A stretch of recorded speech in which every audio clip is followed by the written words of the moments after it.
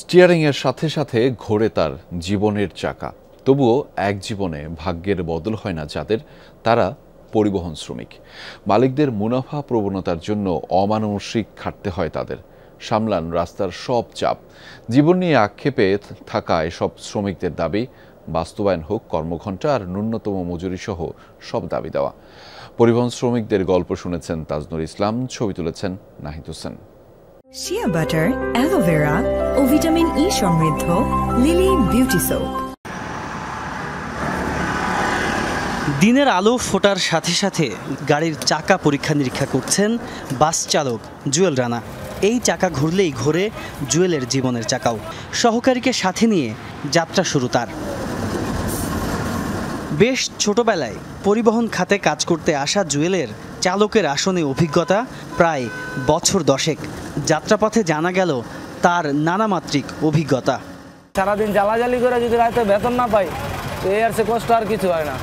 কত পাবলিকের কথা শোনা লাগে, আপনার এমনি পুলিশ সার্জন তো আছে, পাবলিকের কথা তো প্রতি মুহূর্তে শোনা লাগে। স্টাফিসে দাঁড়াইলে এই দাঁড়াইছস কে আগে নে।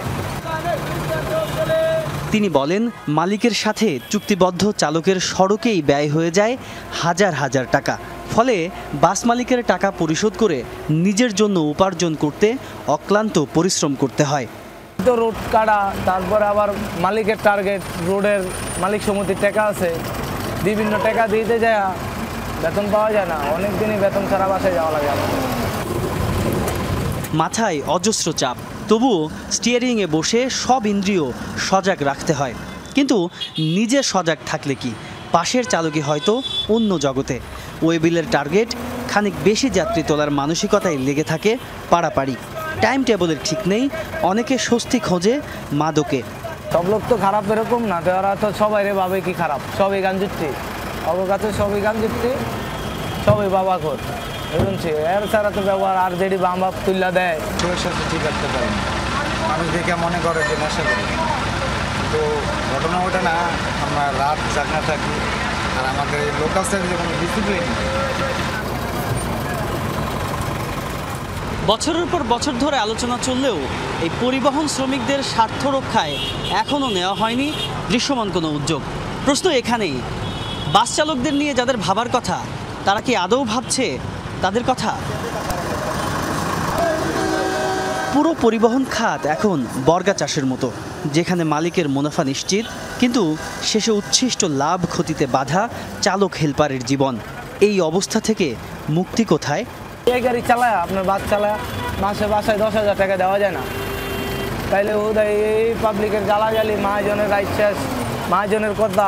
ফ্যামিলিতে লোক বেশি হলে একজনের কামাই দিয়ে সংসারটা চলে কষ্ট হয়ে যায়। আজকে বেতন পাইলে 200 পাই, কালকে রাইতে 500 পাই, দেখেছি কোনো সময় পাই না। কোনো সময় তেলের ড্যামেরেজ, মহাজনের ড্যামেরেজ, এটি দিতে দিতে মনে করেন আমরা দিই। যত কষ্টই নিজেরা যখন কামলা দিতেছি, পোলা বানা জানি কামলা না দেয়, এইটার কথাটা আমি কই পারছি না।